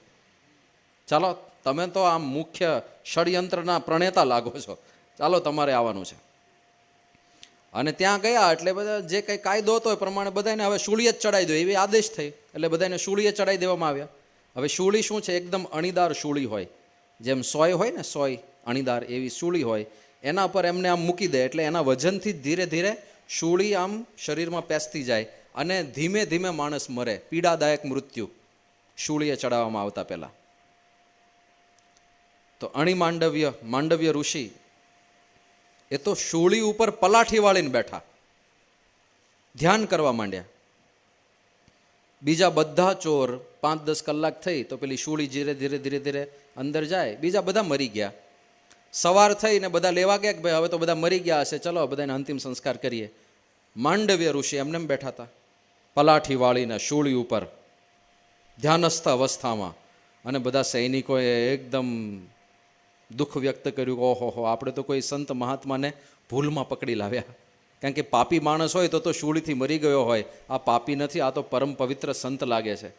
એટલે તાત્કાલિક રાજાને બોલાવવામાં આવ્યા. અને રાજાએ, ઓહો મુનિવર વંદન છે તમને. મુનિવર કે વંદન પછી કરજો, પહેલાં ઉતારો મને અહીંથી, હવે અહીંયા લટકાઈ રાખ્યો છે કાલ રાતથી. તે પછી શૂળીમાંથી બહાર કાઢવા પ્રયત્ન કર્યો, પણ શૂળીની જે અણી હતી એ શૂળીની અણી માંડવ્ય ઋષિને પાછળ વ્યવસ્થિત અંદર જતી રહેલી. એ અણી કોઈ રીતે નીકળતી નહોતી. બધા સૈનિકોએ ખૂબ પ્રયત્ન કર્યો કે આ ઋષિને બહાર કાઢીએ, પેલામાંથી શૂળીમાંથી બહાર કાઢીએ, શૂળીમાંથી બહાર કાઢીએ. પેલી શૂળી નીકળે જ નહીં. પછી છેવટે શું કર્યું? એટલે અંદર ગયેલી શૂળી બહાર નહોતી નીકળતી, એટલે શૂળીને કાપી નાખી. એ બહાર નથી જ નીકળતી શૂળી, તો હવે કાપી નાખીએ, ભલે બાકીનો ભાગ એમના શરીરમાં કાયમ માટે રહે. શૂળી કાપી નાખી, માંડવ્યને નીચે ઉતાર્યા. પેલું શૂળીની જે અણી હતી ને એ એમના શરીરમાં અંદર ને અંદર કાયમ માટે રહી, ક્યારેય નીકળી જ નહીં પછી. એટલે એમનું નામ પડ્યું અણી માંડવ્ય ઋષિ. આ માંડવ્ય ઋષિએ પછી ભગવાનને એક પ્રશ્ન પૂછ્યો છે કે પ્રભુ આવું શું કામ કર્યું મારી સાથે?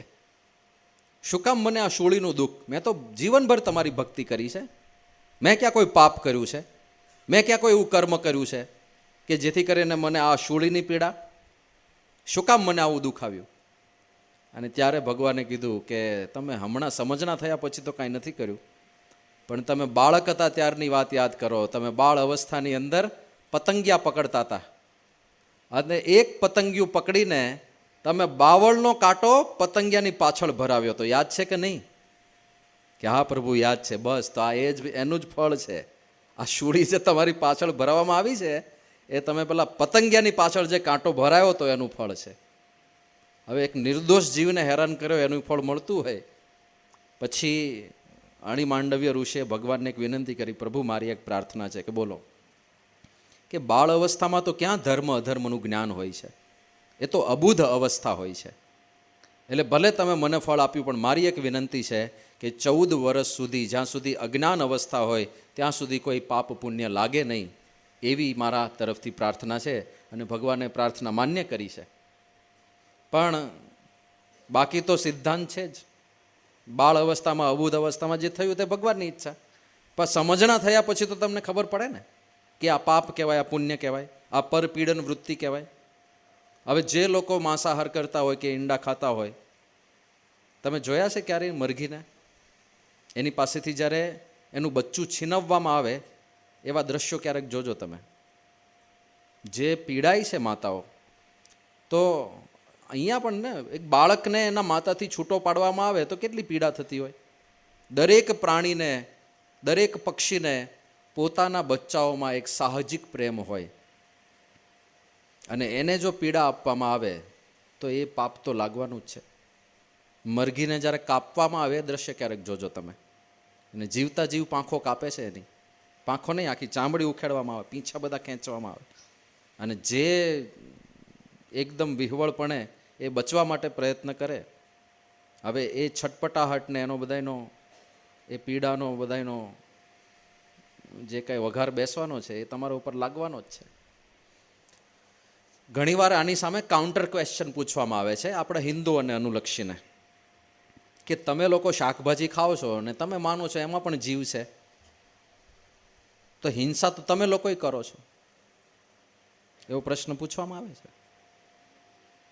અને કે અમે તો એક ભોજનમાં એક મરઘી ખાઈએ તો એક જ જીવ મર્યો, તમે તો કોથમીર લાવ્યા હો, ધાણા, લીલા ધાણા, તો આખી નાના કેટલા બધા છોડ તોડી લીધા, તો એ બધાયનું મૃત્યુ થયું ને.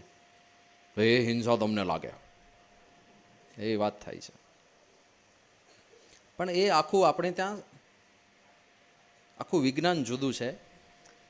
જીવો જીવસ્ય જીવનમ એ સિદ્ધાંત છે. તમે જે કાંઈ વસ્તુ ખાતા હો એ એક સમયે જીવંત વસ્તુ હોય એ જ તમે ખાઓ છો. સીધી માટી કોઈ ખાતું નથી. પણ આપણે સફરજન ખાઈએ તો એક જીવંત વૃક્ષનો એક ભાગ છે સફરજન. ઘઉં ખાઈએ તો જીવંત છોડનું પ્રોડક્ટ છે ઘઉં, એ ખાઈએ છીએ. કે પછી મૂળા ખાઈએ કે ગાજર ખાઈએ તો જીવંત વનસ્પતિનો એક ભાગ છે, એ ખાઈએ છીએ. જીવો જીવસ્ય જીવનમ એ સિદ્ધાંત છે. પણ કઈ વસ્તુમાં પાપ નથી લાગતું? તો સૌથી ઓછી સંવેદના કોઈ સ્પીસીસમાં ભગવાને રાખી હોય ને તો એ વનસ્પતિમાં રાખી છે. એને સંવેદના નથી. કેવી સંવેદના નથી?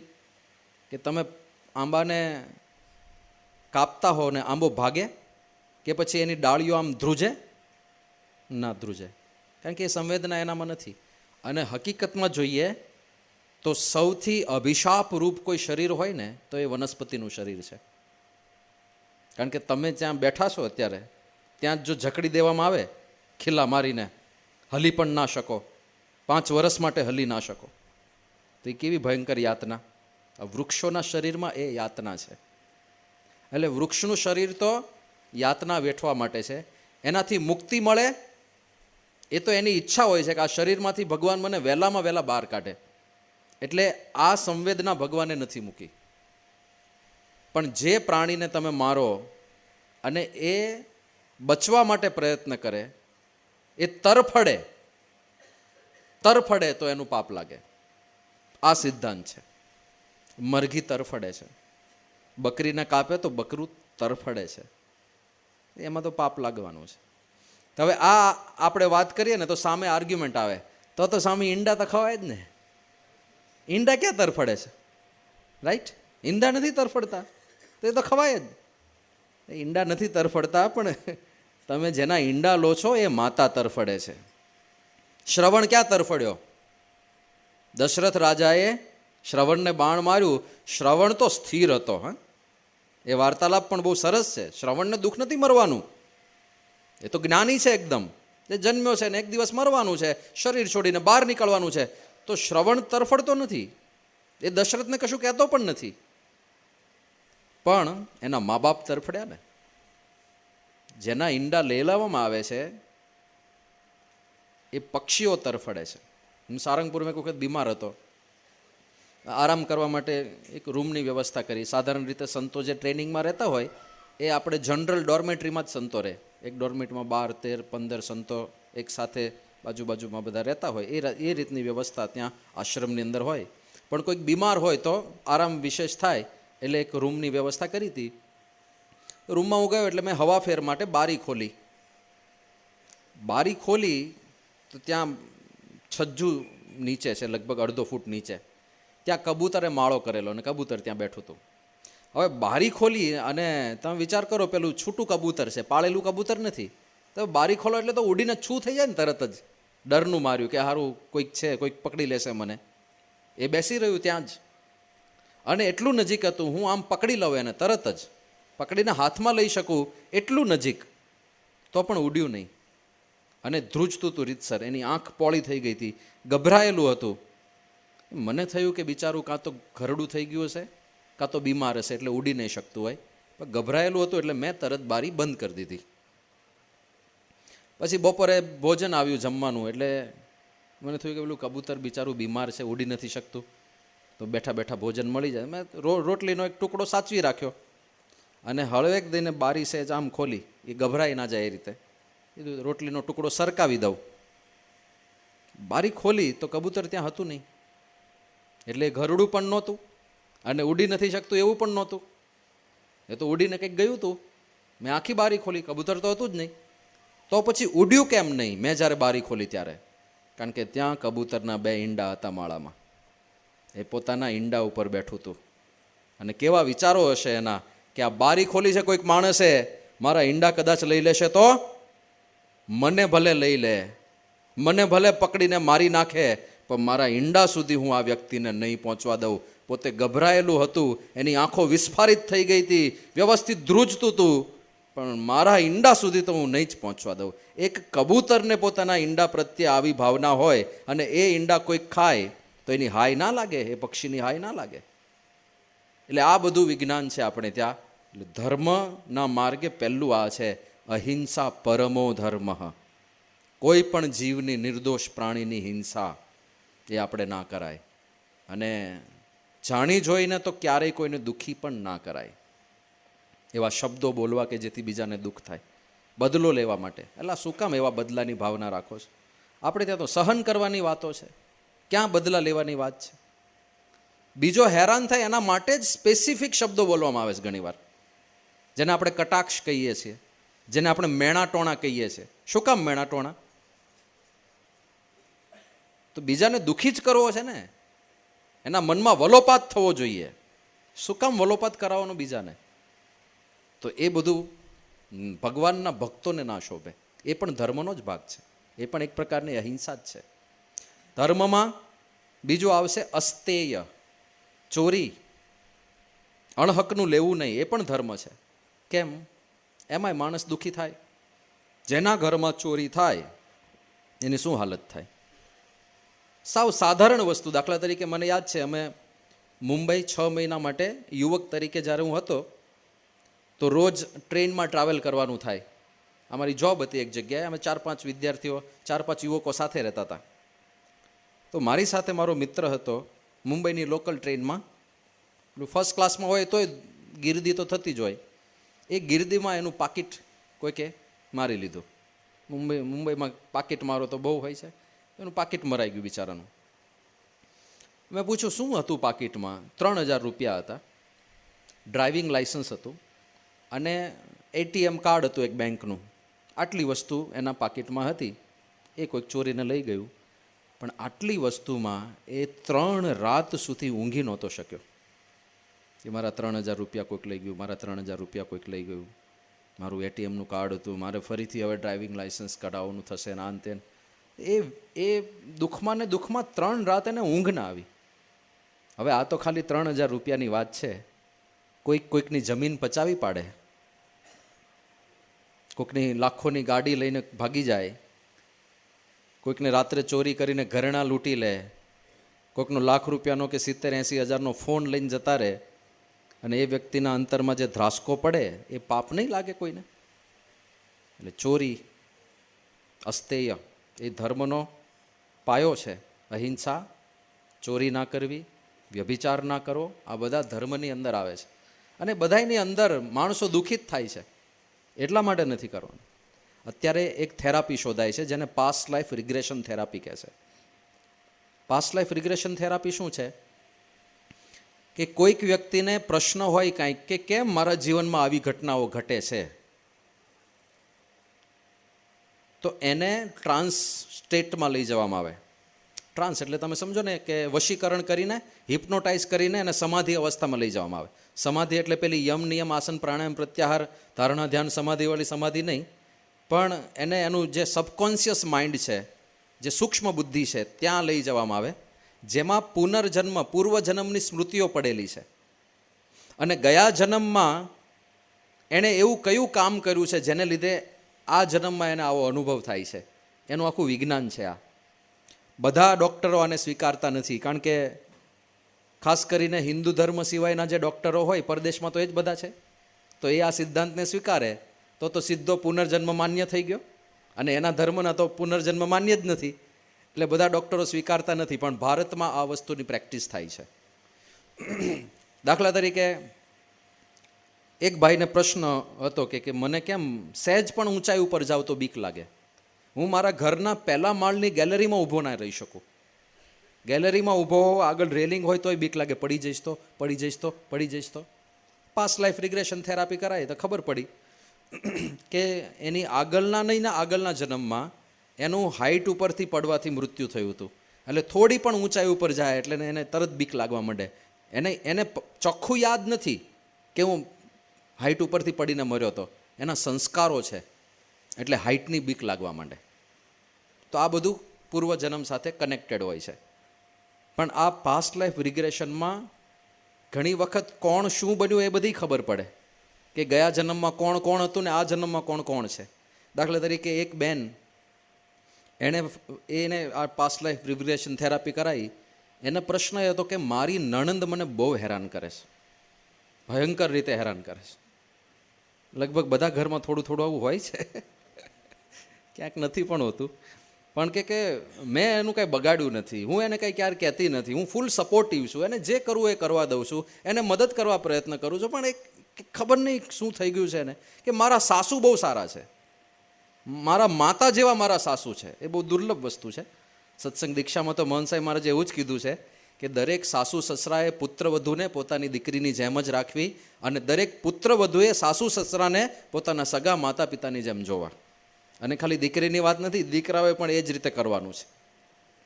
એટલે પેલું મારા મા બાપને તારા મા બાપ વાળું જતું રહે બધું આખું. પણ આને પ્રશ્ન એ હતો કે મારા નણંદ કેમ મને બહુ હેરાન કરે છે. પાસ્ટ લાઈફ રિગ્રેશન થેરાપી કરાવી અને પછી છેલ્લે જવાબમાં શું આવ્યું એ કે ગયા જન્મમાં તારા સાસુ છે ને તારા માતા હતા અને તારી નણંદ છે તારી મોટી બહેન હતી.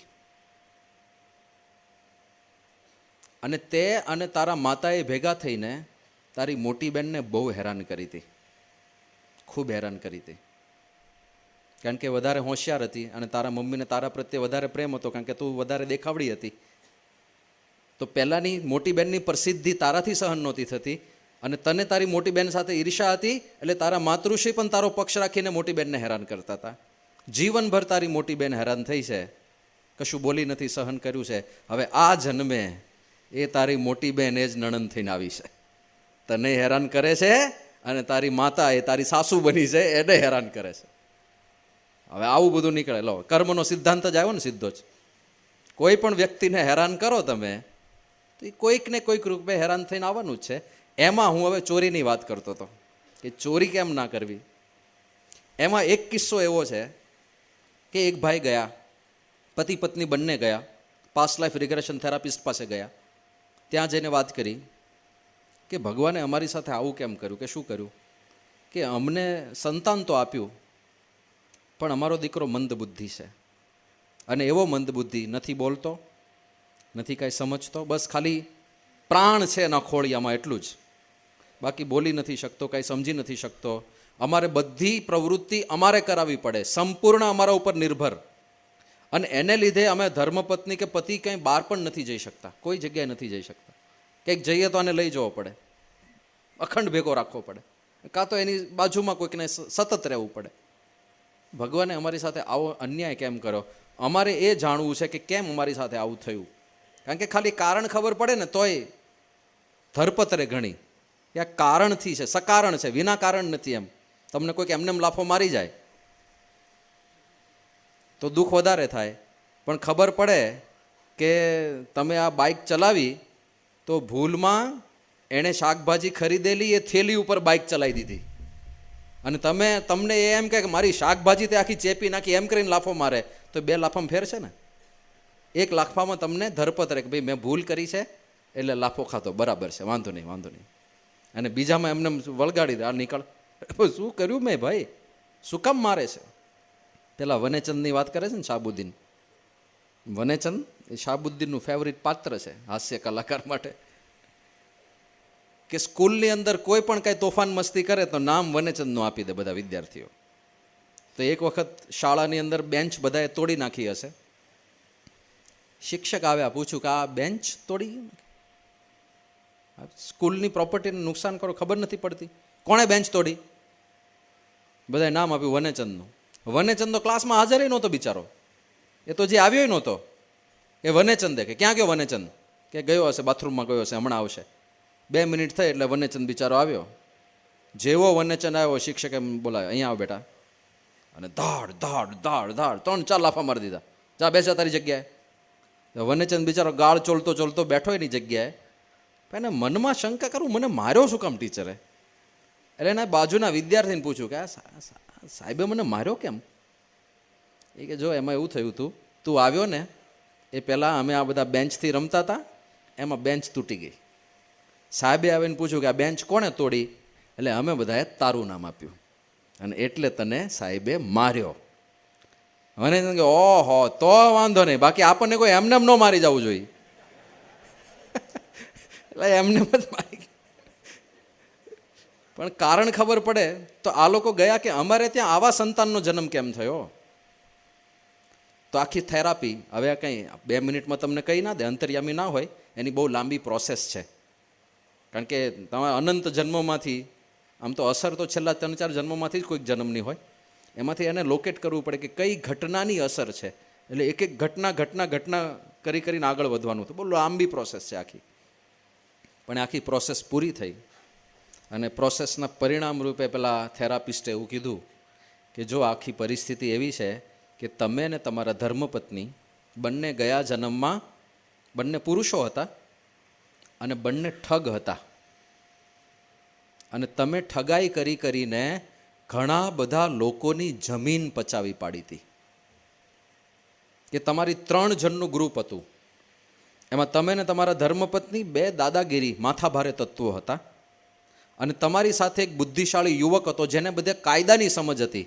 કોઈકની જમીન પચાવી પાડવી હોય તો કેવી રીતે કાયદાની આંટુઘૂંટી ઊભી કરવી, કેવી રીતે નકલી દસ્તાવેજ ઊભા કરવા, કેવી રીતે અસલી દસ્તાવેજ ખોટા છે એ સાબિત કરવું, એ બધું કામ તમારી સાથે એક ત્રીજો પાર્ટનર હતો, બુદ્ધિ એની.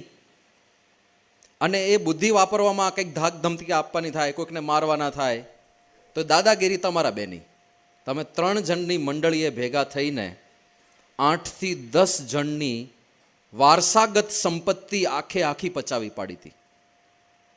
વિચાર કરો, મેં જે વાત કરીને 3000 રૂપિયાનું પાકીટ કોઈનું ચોરાઈ જાય અને એ માણસ 3 દિવસ સુધી ઊંઘી ના શકતો હોય, જેની બાપ દાદાની વારસાગત બધી સંપત્તિ કોઈ આવા કાયદાની ઉલજ ઊભી કરીને પચાવી પાડે, એ માણસની શું હાલત થાય? રાતોરાત રસ્તા ઉપર આવી જાય. એને ખબર પડે કે 25 વર્ષથી જે ઘરમાં રહું છું એ ઘર મારા નામે છે જ નહીં, એ તો કોઈક બીજાનું છે, અને તાત્કાલિક ખાલી કરાવી દેવામાં આવે. કેટલી પીડા થાય, યાતના, આખા પરિવારના હૃદય ઉપર કેટલી પીડા વીતે. તો કે આ 8 થી 10 જણની બધી પ્રોપર્ટી તમે પચાવી પાડી હતી, એ બધાયની હાય લાગી છે તમને, એટલે તમને આવું સંતાન મળ્યું છે. એટલે ભોગવવાનું જ છે, આનો કોઈ ઉપાય નથી, તમારે હેરાન થવાનું જ છે જીવનભર. તો પછી આ લોકોએ પ્રશ્ન પૂછ્યો કે અમે 2 તો ઠગ હતા, પણ અમારી સાથે ત્રીજો પાર્ટનર હતો જેની બુદ્ધિથી આ બધું અમે કરતા હતા, એનું શું થયું હશે? કે એ જા તમારો દીકરો આજે આવ્યો છે, આ મંદ બુદ્ધિવાળો, આ એ ત્રીજો પાર્ટનર છે તમારો. એ ગયા જન્મે બહુ એણે બુદ્ધિ ચલાવી, એટલે આ વખતે ભગવાને 4 બાજુ તાળા મારીને મોકલ્યો છે. એટલે હવે તમે 3 પાર્ટનર અંદર સમજી લો જે સમજવું. પણ ધર્મના મૂળમાં આ બધા સિદ્ધાંતો છે, અને બધા સાચા સિદ્ધાંતો છે.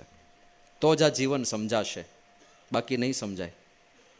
પ્રશ્ન થાય છે ને ઘણીવાર કે કેમ કોઈકની બુદ્ધિ બહુ વધારે છે, કેમ કોઈકને ઓછી બુદ્ધિ મળી, કેમ કોઈક બહુ રૂપવાન છે, કેમ કોઈક ઓછા રૂપવાળો છે, કેમ કોઈક સમૃદ્ધ માણસને ત્યાં જન્મ્યો, કોઈક કેમ ગરીબ માણસના ઝૂંપડામાં જન્મ્યો. આ બધા ભેદભાવો કેમ નાનપણથી?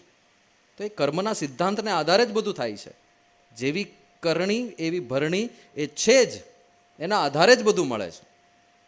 પણ પછી અત્યારે જે પરિસ્થિતિ હોય તે, જે પૂર્વકર્મને આધારે જે શરીર મળ્યું તે, હવે શું કરવું એ આપણા હાથમાં છે. એમાં પૂર્વકર્મ કામ નથી કરતા, એ નિર્ણય આપણો છે. હવે ધર્મના માર્ગે ચાલવું કે ના ચાલવું એ નિર્ણય આપણો છે. હવે પાપ કરવું કે ના કરવું એ નિર્ણય આપણો છે. હવે ચોરી ને વ્યભિચારના માર્ગે જવું કે ના જવું એ નિર્ણય આપણો છે. હવે ધ્યાન રાખવાનું. અને એમાંય ખાસ કરીને સત્સંગી થયા પછી, ભગવાનનો ને ગુરુનો આશ્રય કર્યા પછી, અને મહંત સ્વામી મહારાજ જેવા ગુરુ, પરમ પવિત્ર વ્યક્તિત્વ, આવા ગુરુ ક્યાં હોય?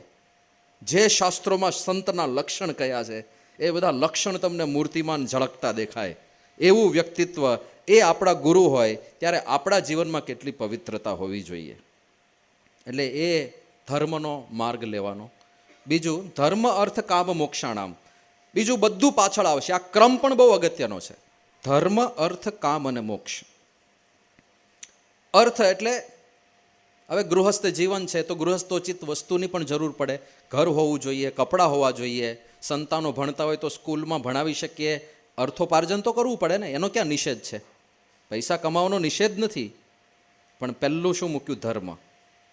પૈસા કમાઓ પણ ધર્મના માર્ગે, અધર્મપૂર્વક નહીં, ખોટું કરીને નહીં, ભેળસેળ કરીને નહીં, લોકોને છેતરીને નહીં. ફોટો બીજો દેખાડે અને મંડપમાં બીજી કન્યા આવે, આવું નહીં. જેનો ફોટો દેખાડો એ જ વસ્તુ વેચો તમે. તો અધર્મપૂર્વક ધન અર્જન ના કરો. કેટલી ભેળસેળ કરે છે. હળદરમાં લાકડાનો વેર ભેળવે, જીરાની અંદર વરિયાળી, કારણ કે સરખા જ દેખાય. જીરાની અંદર જે નિમ્ન કક્ષાની વરિયાળી હોય ને, સૌથી નાની સાઇઝની, એ જુદી તારવી લે અને જીરામાં ભેળવી દે તો કલર જુદો પડે. તો કે કલર સરખો કેવી રીતે કરવો? વરિયાળી ઉપર ગોળનું પાણી ચડાવી દે એટલે કલર જીરા જેવો જ થઈ જાય. 1 કિલો જીરું હોય ને, એમાં 800 ગ્રામ જીરું હોય ને 200 ગ્રામ વરિયાળી હોય, એટલે વરિયાળી જીરાના ભાવે વેચાય. જવા દો, જીરું વધારે મોંઘું છે ને. દૂધમાં પાણી, પાણી દૂધના ભાવે વેચાય. જે જમાવટ છે.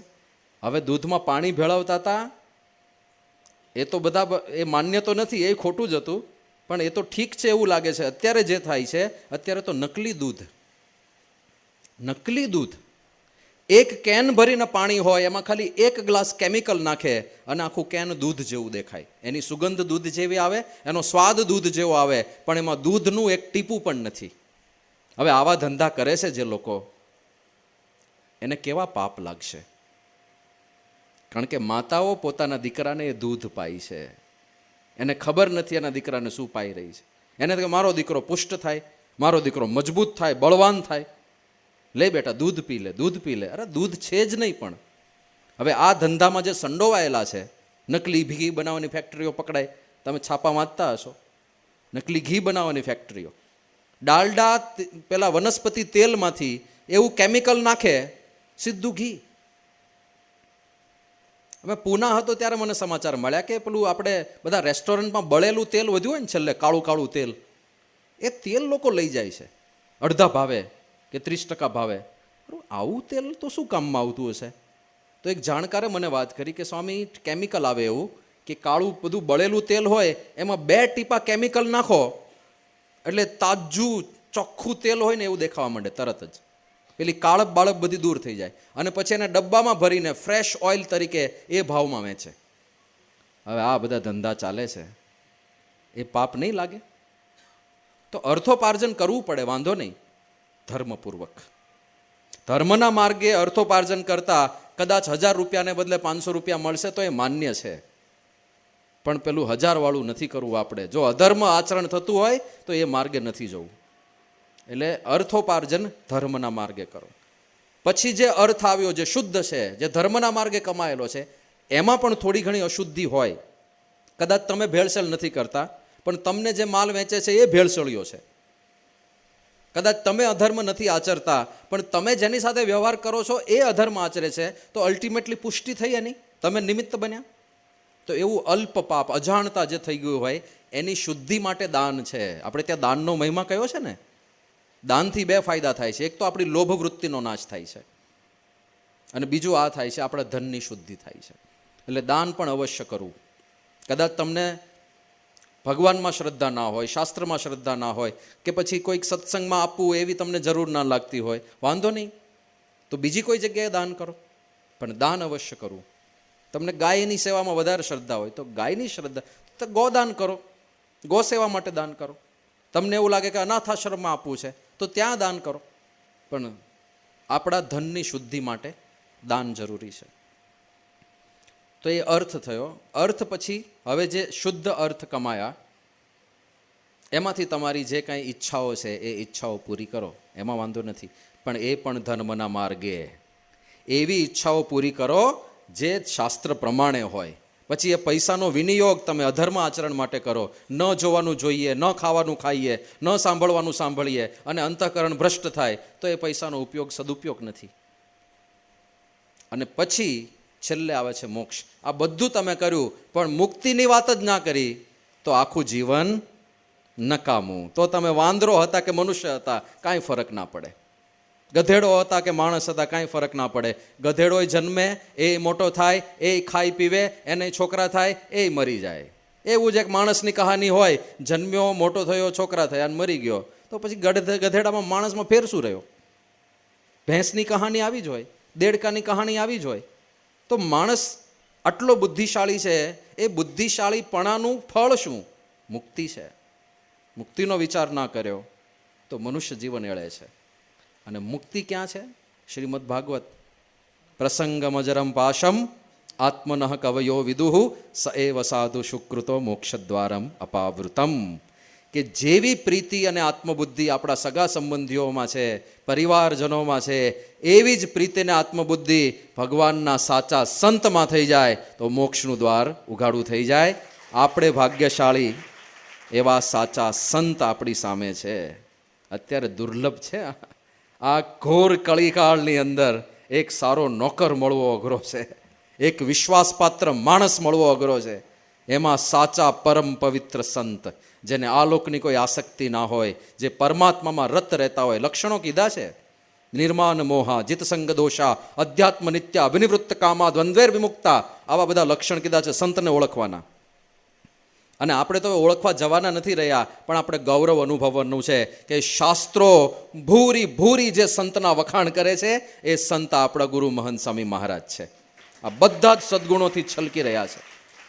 આમ તો સદગુણો ઘણા બધા છે, એક એકનું નિરૂપણ કલાકો સુધી ચાલે એમ છે, પણ બધું આપણે એનું કન્ક્લુડ કરતાં કરતાં નીચે આવીએ તો બે મુખ્ય ગુણ છે. આ હોય તો સમજવાનું સાચું સંતત્વ છે. પહેલું, અનાસક્તિ, વિષયોમાં આસક્તિ ના હોય, ભગવાનની ભક્તિ હોય, બેઉ ભેગું થઈ જાય છે. બીજું, નિર્માનીપણું, અહંકાર ના હોય. આ બે લક્ષણ જો ક્યાંય દેખાઈ ગયા, સમજવાનું ત્યાં ભગવાન પ્રગટ હોય. બાકી આવું જીવન કોઈનું હોય ના શકે.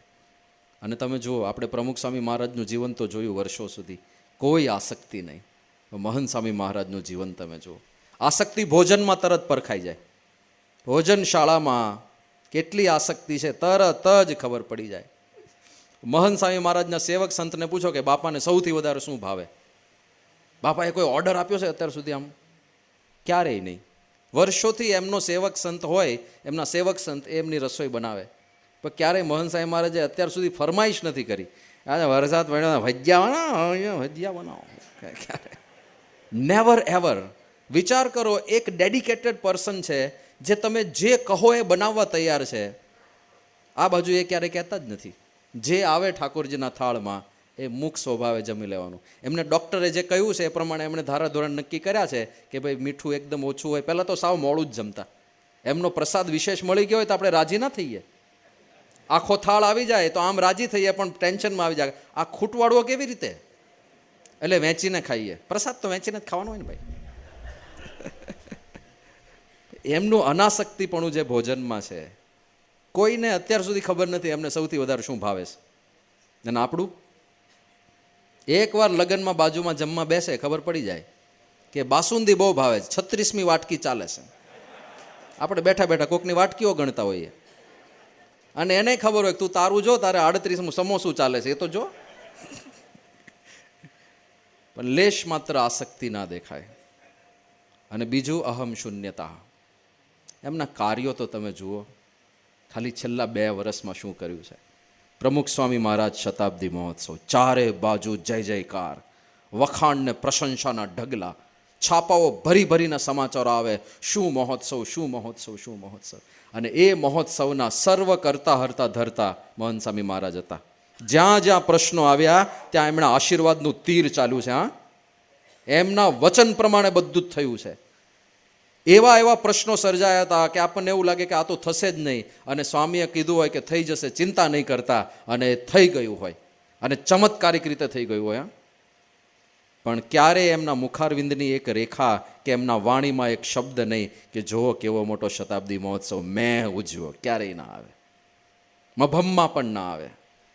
એમને આમ ઘણા તર્ક કરીને કહી દે. હા, તર્ક કરીને કહી દે કે આમાં મારું થોડું પ્રદાન હતું.